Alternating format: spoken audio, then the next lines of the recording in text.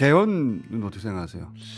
우원식 의장이 갑자기 개헌을 네. 한 거예요. 그래서 읽는 걸 이걸 밤에 읽어야지 하고서 제가 페이스북에 이건 내가 먼저 써야 되겠다. 난 반댈세. 이렇게 해서 지금은 내란 종식에 집중할 때지 개헌을 논의할 때가 아니다. 왜 그러냐면 제가 알베르 까미 얘기를 참 많이 했는데요. 프랑스 공화국은 관용으로 건설되지 않는다. 오늘의 죄를 벌하지 않는다면 내일의 범죄에 용기를 주는 거다. 까미가 유명한 말이거든요. 프랑스는 나치 부역자들을 철저하게 척결을 했어요. 그래서 80년대까지 하다 보니까 국민들이 이제 그만하고 용서하고 화합하자. 그래서 관용의 나라가 된 거거든요. 우리는 한 명도 못하지 않았습니까?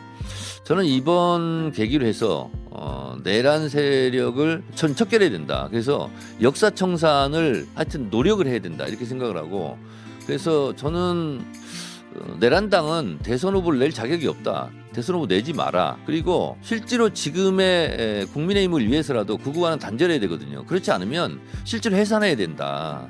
그러려면 거기에 집중해야 된다. 그리고 법사위에서도 지금 신속하게 해야 될 세 가지가 있습니다. 명태균 게이트. 명태균 씨 몇 번 법사위 출석하라고 잘 안 됐거든요. 근데 해야 되고 또 최상목 탄핵 심판 청문회 해야 되고요. 그리고 심우정 쌀 채용 비리 의혹 그것도 조사를 해야 되고 이런 과제들이 남아 있어요. 이 과정이 이런 청산한 작업인데 개헌을 하게 되면 어떻게 되냐면 개헌 특위를 구성하게 돼 있어요.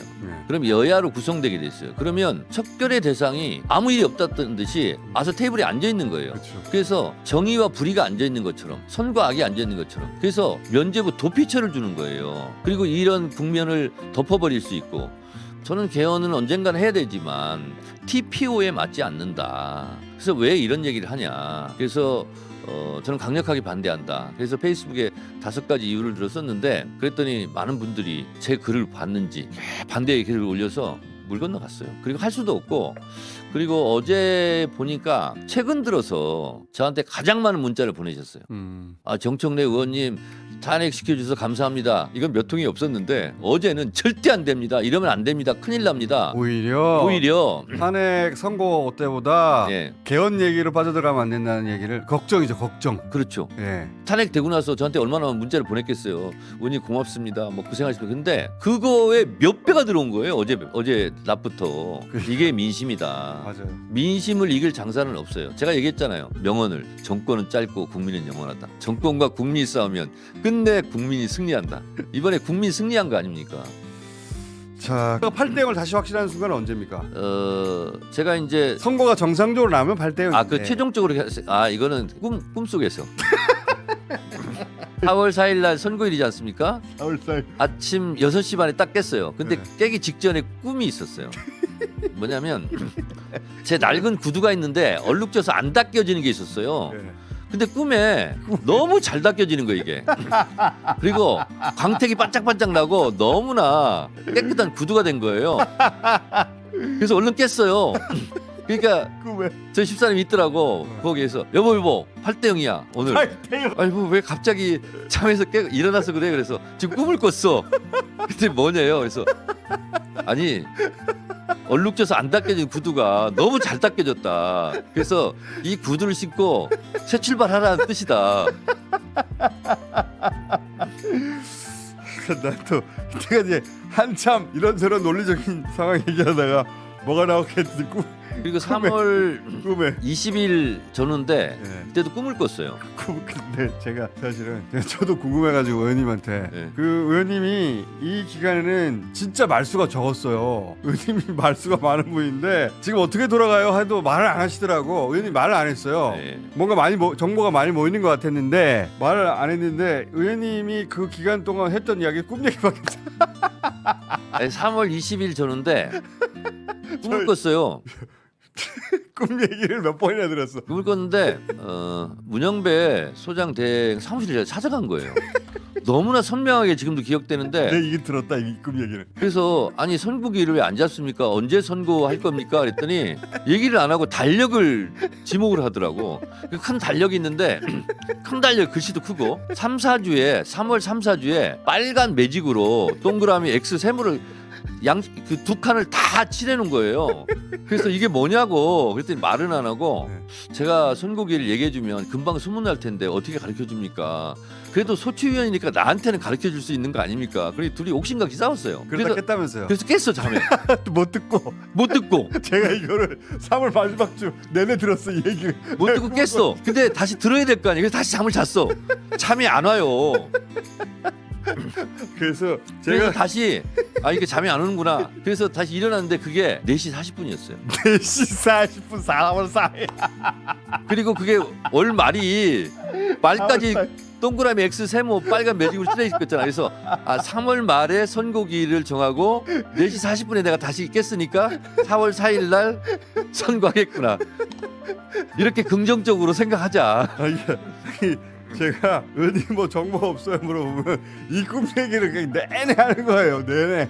그래서 결과적으로 3월 말에 선고기를 정하고 3월 4일 날 통보를 받았는데 또 하필이면 4월 1일 날 선고기를 발표했잖아요. 근데 이제 보좌관에서 전화가 왔어요. 의원님 왜 선고기일 지정됐어요. 법사위 행정실로 전화 왔어요. 그러는 거예요. 그래서 그날이 너무 만우절이잖아요. 그래서 이거 만우절인데 그래서 다시 전화했어요. 진짜 맞아 나 이거 페이스북 써도 돼 그랬더니 제가 이런 걸 만우절로 장난하겠어요. 쓰세요. 그래서 10시 35분에 통보를 받고 36분에 페이스북에 올릴 수 있었는데 1분 만에 만우절 때문에 확인하느라고 1분이 늦어져가지고 1분이 늦어졌어요. 10시 37분에 제가 일보를 했죠. 하여튼 제가 꿈 얘기는 여러 번 들었어요.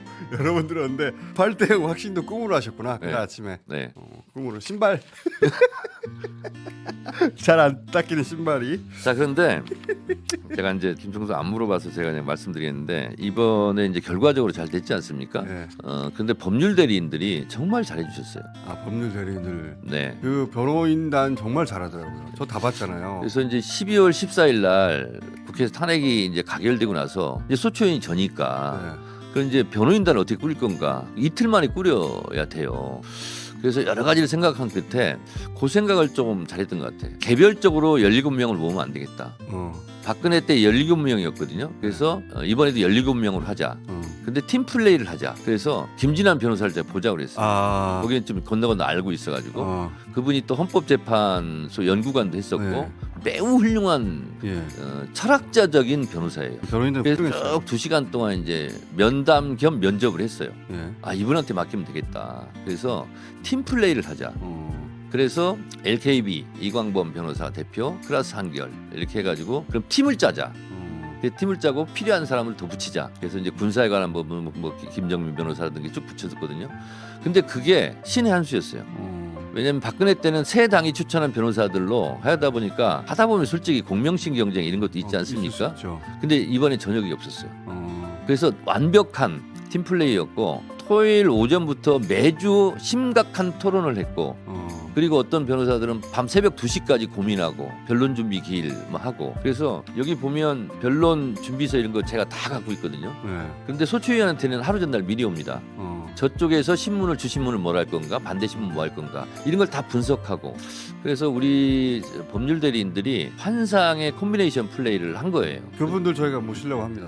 근데 이분들이 변호사비는 너무 적게 받아가지고 아니 저도 들었는데 한 사람도 200만 원 나누고 나면 200만 원이라면서요. 그러니까 이게 국회 규칙상 한 사람 변호사 한 명당 계약을 하는데 법무법인 이런 데로 하면은 그게 4명이다. 그러면 그걸로 1,100만 원을 한 거예요. 거기서 그러니까 5명 나오면 200만 원 아니에요. 5명이면 200만 원이지. 4명이면 300만 원 정도 되고 그래서 진짜 전부 다 해가지고 공익봉사 한 거예요. 그래서 200만 원. 그리고 중간에 또 여러 가지 복잡한 문제도 있었고. 아니 그것 때문에 아예 직을 잃은 분도 있다면서요. 그래서 나중에. 성격이 안 맞는 그런 높음에서는 너 나가라 이렇게 해가지고 또 실직을 한 경우도 있고. 근데 그런 것을 겉으로 표현하지 않고 저희가 정말 역사적 사명감으로 그분들 한번 모실 겁니다. 이렇게 했습니다.